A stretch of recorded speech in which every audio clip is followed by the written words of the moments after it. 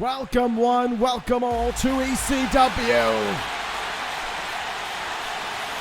And welcome home, Johnny Gargano.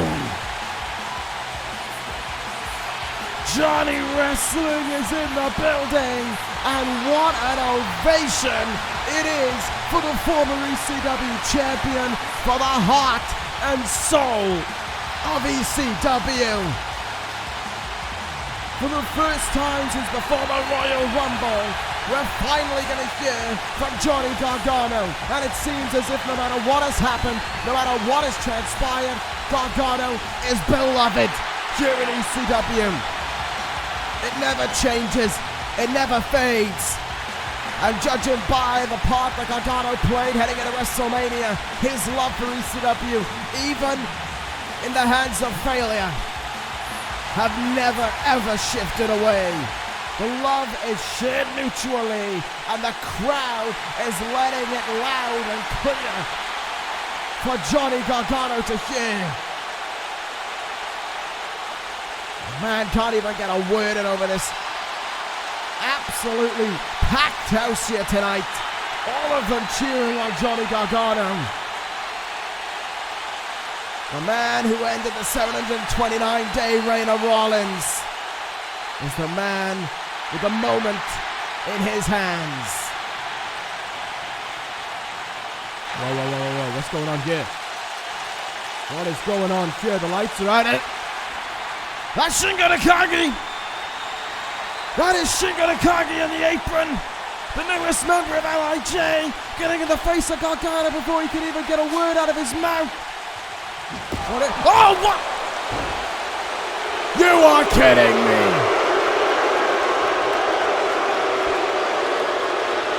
Naito, that scumbag! And Naito Takagi! Assaulting Gargano! And Naito laughing at it! The scum and villainy of this duo!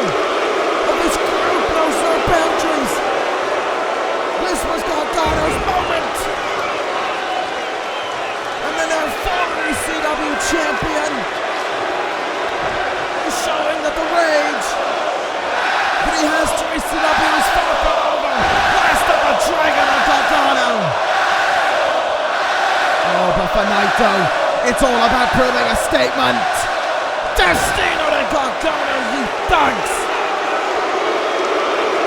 This was supposed to be Gargano's moment, and LIJ made it all about them.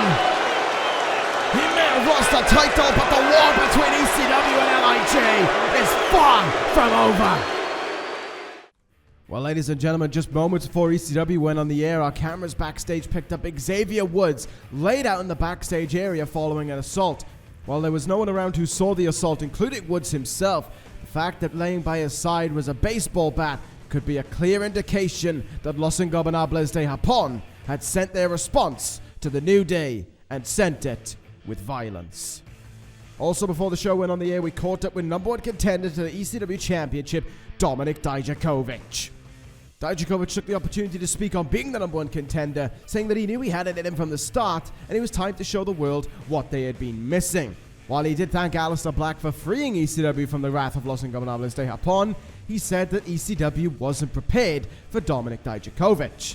While Aleister Black loves to talk about the darkness and those who cross him fade into black, Dijakovic does not see things the same way, stating that at Backlash, there will be no fading for Dominik Dijakovic, and it will be time to feast your eyes on the brand new ECW champion, Dominik Dijakovic.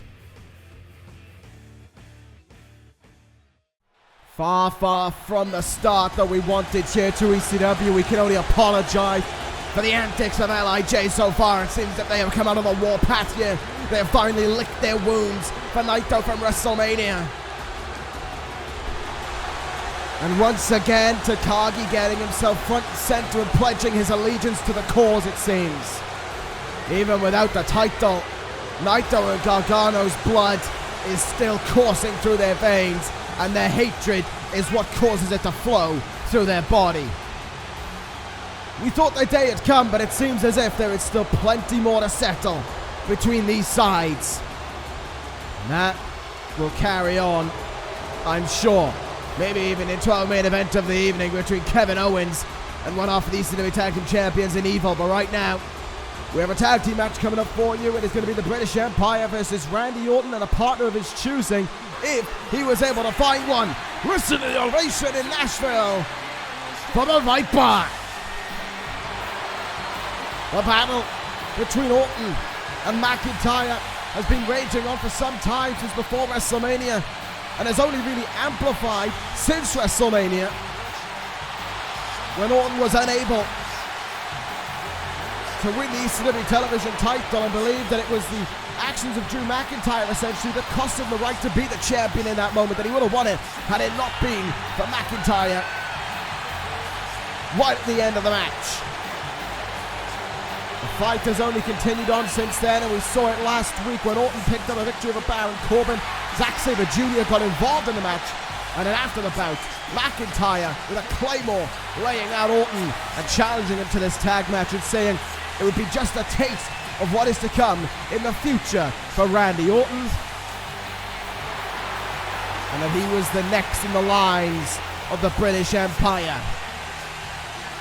Well, it'll be interesting to see if Orton will have found a tag team partner here tonight. He certainly has a long list of enemies, a long list of allies I'm not too certain about. Orton loves to just pick a fight with anyone. Doesn't matter who's in front of you.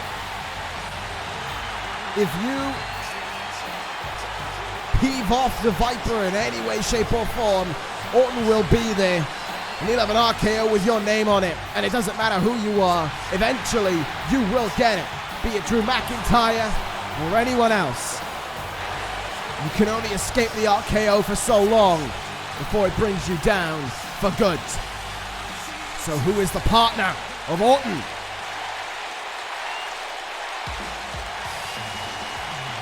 Have you ever heard the expression of the enemy of my enemy is my friend?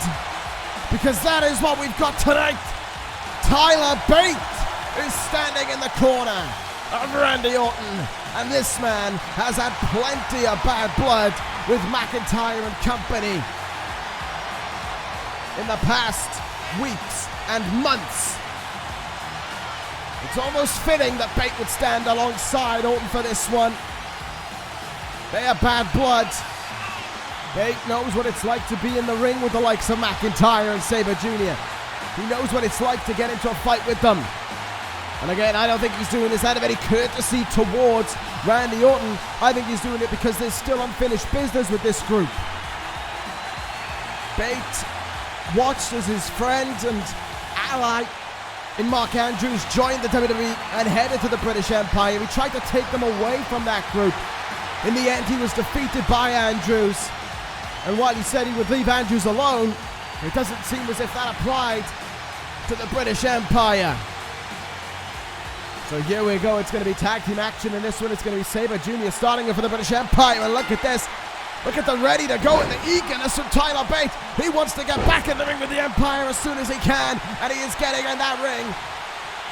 He wants to start this matchup, and he's doing just that. It's Bate and Sabre Jr. to get us underway here. Look at this. Right out of the get-go. Tyler Bate is fired up tonight. Right hands and an uppercut coming in on Zack Sabre Jr. The fight is underway, and Sabre Jr. has got himself between a rock and a hard place to get it going. Into the turnbuckle we go in the early stages. Big time uppercut there from Bate. And it's only going to get more troublesome from here. Standing moonsault on a big strong boy. Cover on Sabre Jr. McIntyre to break it up early.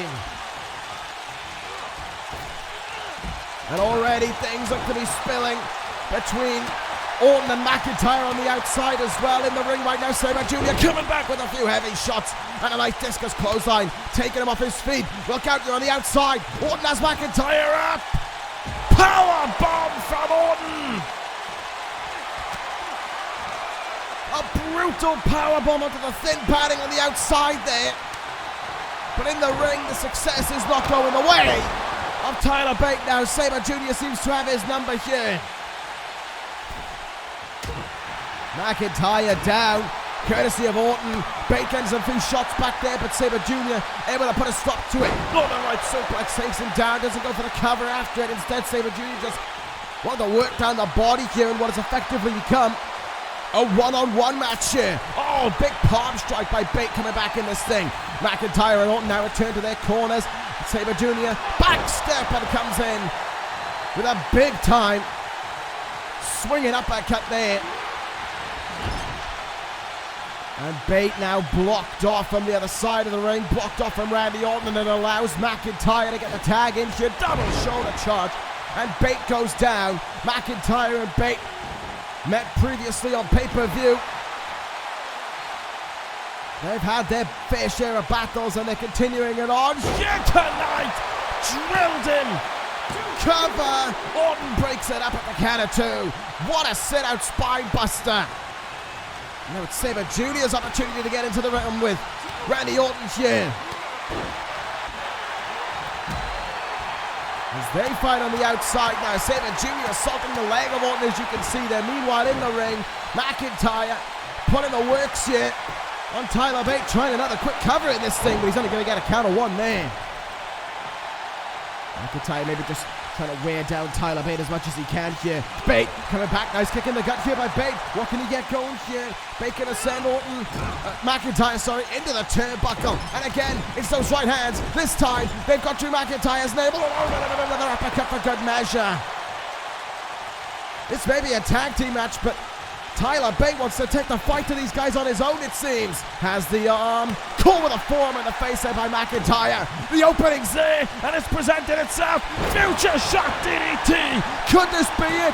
Is Bate done for? I don't know. I think Bate got the kick out there before Orton made the save. Either way, both doing the right thing. But Sabre Jr. again, closing Orton off in this thing. Tag is made. Sabre Jr. legal. Orton taken care of for the time being, forced back into his corner. Double back body drop there. ZSJ, the legal man now, look at his own now to watch on. And Sabre Jr. looking into the eyes of Randy Orton there as if to say, is this what you want? Are you going to do anything to help your boy? Locked up and stretch locked in here from Sabre Jr. Orton again, coming to the call. Making the save in this thing. Up and over they go, and Orton breaking up the cover attempt after it. Look at the eagerness here. Orton so badly wants in this match. He wants to get his hands on the Empire, but it's just not to be right now. This has effectively become a handicap match with Orton watching on from the apron. Body shot there into the gut of Bate, courtesy of McIntyre. Irish whip off the ropes. Big spine buster right on the pine. The British Empire in firm control of this contest. McIntyre soaking in the reaction here. Oh, look out, took too long though. Bate gets back up to a vertical basis. Bate up to his feet, and here we go. Hurricanrana from Bate takes McIntyre down. He's over to the corner. He makes the tag. The Viper is legal. One's in, and he's feeling it here. Back to back clotheslines to McIntyre. The fight is on between these two. McIntyre said he wanted to give him a precursor. Well, how about it? Put your money where your mouth is, Drew. And take the fight to Orton. Lariat, count it. Look at that from Orton. Transitions it beautifully and slams the big Scott down. McIntyre in trouble now. Have his words bitten off more than he could chew. Have the actions of that Claymore last week only amplified the fire with an Orton. Kick in the gut by McIntyre. Right hand by Orton. RKO, no! McIntyre evades and immediately runs to Sabre Jr. Tag. RKO! Three dangerous letters, and they spell the victory for Orton and Bate. Bate lent the hand of support to Orton, and in the end it paid out in success Orton and Bate your winners in this one. And a one-up over McIntyre and Sabre Jr. But once again, McIntyre evades the RKO here. But at least they can boast about victory as McIntyre watches on from the ramp. And he looks far from pleased. Orton returning the steer. Seems if Orton doesn't want Drew to keep running anymore. It seems as if Orton wants to bring this thing to an end. He's ready to end it all between them. McIntyre and Orton, is their meeting finally on its way? Will there be the fight that we've been waiting for? Well, ladies and gentlemen, we have one massive announcement coming to you, courtesy of ECW General Manager Stone Cold Steve Austin, who has laid out a trio of upcoming title matches in the next few weeks. He says next week on ECW, it will be Los Ingobernables de Japón versus The New Day for the ECW Tag Team titles. At Backlash, it will be Rey Mysterio versus Shingo Takagi for the Cruiserweight Championship. And on the ECW following up from Backlash, it will be Kevin Owens versus Hiromu Takahashi for the television title. And when asked about the assault earlier on this evening by Tetsuya Naito and Johnny Gargano, Austin said the punishment will be on its way, but whether it's from Stone Cold, ECW, or Johnny Gargano is up to Johnny Wrestling to decide. And that's the bottom line, because Stone Cold said so. Meanwhile, from an undisclosed location, we were able to hear from Aleister Black on the comments from Dominik Dijakovic earlier this evening. Aleister Black said at the end of last week he looked into the eyes of Dijakovic and he saw a man who believes his own hype, who believes his own actions and knows he can back them up in the ring. But he didn't see the eyes of a champion. Black may only be fighting with one good eye, but to him, that one eye shines brighter as a champion than Dijakovic could ever muster up to be. Black went on to say that the hands of fate have drawn their cards, and while Dijakovic had a strong hand, it wasn't enough to beat the flush. The house always wins, and at Backlash, Black's hand will be mightier. The eyes can feast all they want, but they will fade to black. Well, some huge announcements there, ladies and gentlemen, from ECW General Manager Stone Cold. But next week on ECW, we have some big matches upcoming for you. Kushida will face Shingo Takagi, and we will hear from the leader of Los Ingobernables de Japón himself, that scumbag, Tetsuya Naito. And then for our main event on the final show before Backlash, the ECW Tag Team titles are on the line. It is going to be the New Day challenging Los Ingobernables de Japón, who will leave ECW Tag Team Champions. That will be found out next week on ECW. The final show, as I said, before Backlash. And speaking of Los Ingobernables de Japón, and speaking of evil, it is main event time in Nashville. It is Evil versus Kevin Owens up right now. And the ovation is far from pleasant for the King of Darkness. Evil, interestingly, heading towards the ring on his own. We of course know that Takagi and Naito were in the building, and I wonder how they are reacting to the news just dropped by Stone Cold Steve Austin. They thought that they had maybe the cards playing back to their hands again after that disgusting action earlier tonight by Naito and Takagi laying out Johnny Gargano. But Stone Cold, he doesn't take any you-know-what. He takes the fight right back as he did throughout his entire career. 2 title matches on the next 2 weeks of ECW on their way, and of course Mysterio and Takagi at Backlash as well for the Cruiserweight title. It is going to be a busy, busy time for LIJ, and who knows, they could go back to holding some more gold on ECW as well with Takagi, who has always looked so dangerous since he made his debut here in the WWE. But Evil goes it alone tonight, and that might not be the best call because his opponent is a fighter. His opponent is Kevin Owens. And the crowd come to their feet for the multi-time WWE champion, for the man who has very quickly settled into making ECW a home. Owens heading to the ring with a look of determination. 2 weeks ago, he beat Ilya Dragunov in a fantastic main event between the two of them.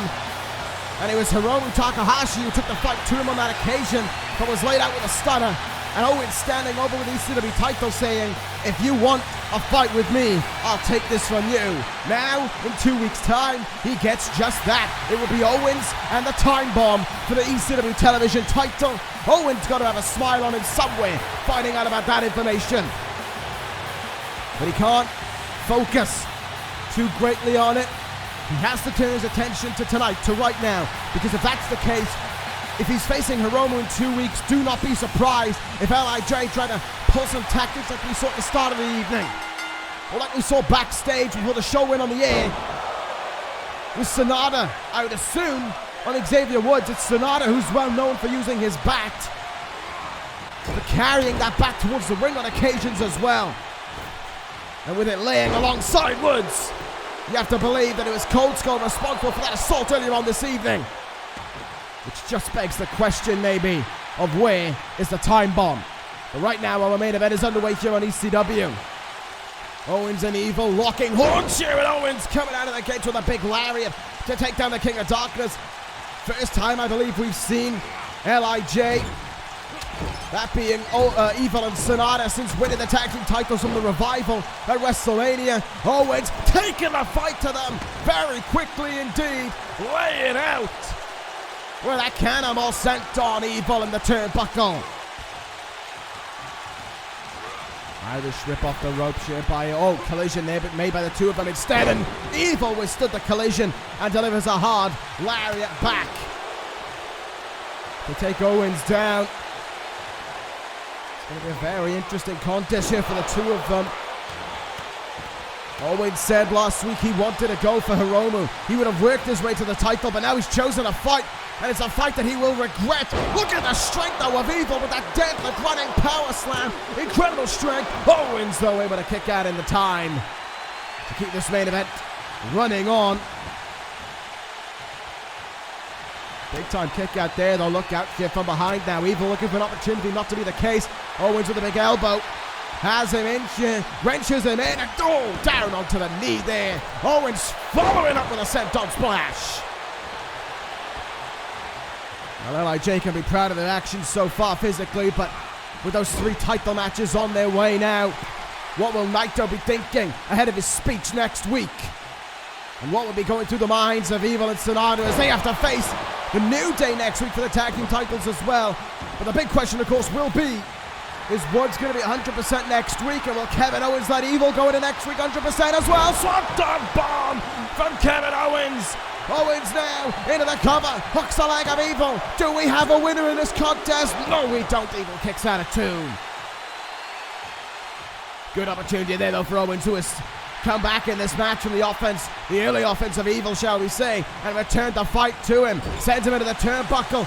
Wait a minute, there he is.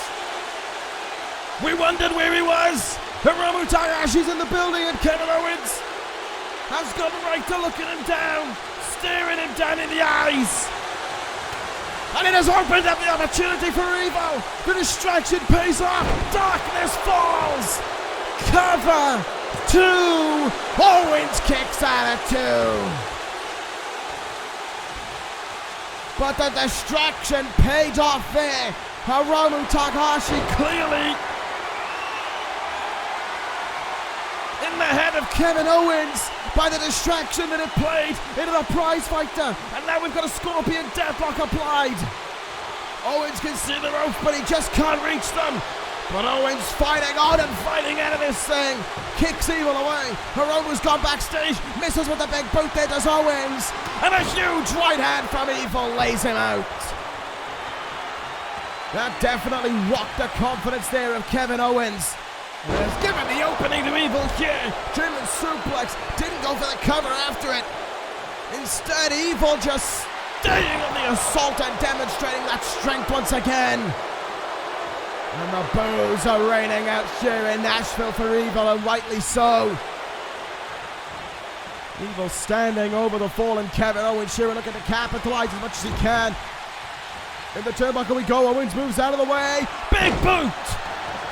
Owens is one hell of an experienced fighter, so if he can get himself back in the game, you know you're in trouble. And I think that's exactly what Kevin Owens has managed to do here. He's back in this fight. The dog has not lost his bark. And certainly has plenty of bite left to give towards Evil as well. Evil retains with a forearm. Owens swats it away. Kick to the leg there. Trying to capitalize here, trying to make a big opening for himself and trying to give ECW a big victory. Show where his loyalty stands in this thing. Kevin Owens wants to take a big bite out of LIJ for next week. Wants to lend a hand to the New Day. Look out here. Up on the shoulders, apron, powerbomb. No, Evil with a right hand gets himself out of the affair there. And now Evil gives up the back. No, everything is Evil.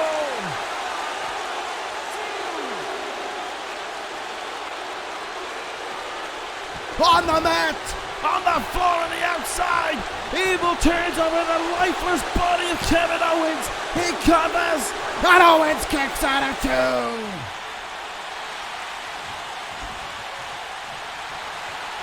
Talk about a gutsy kick out. That's what we just saw from KO.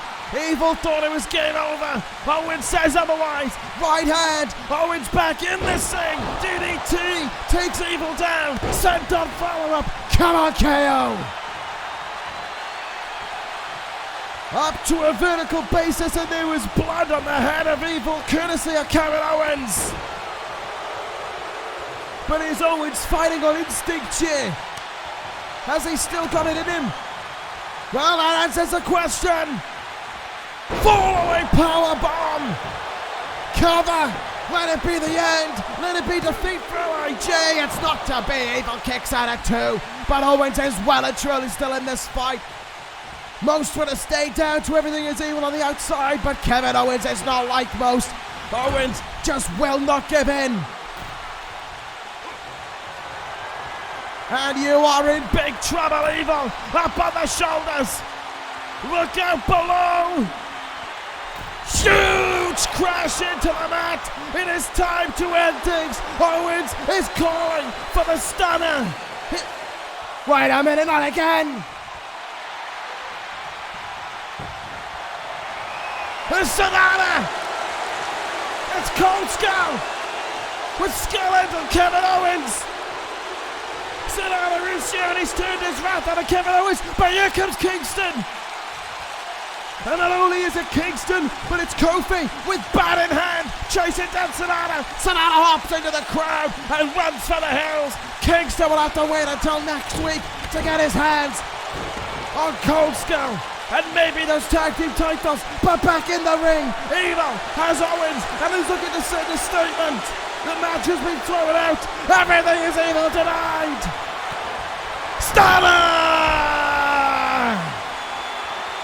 LIJ started this evening on the front foot, but in the end, ECW stands tall.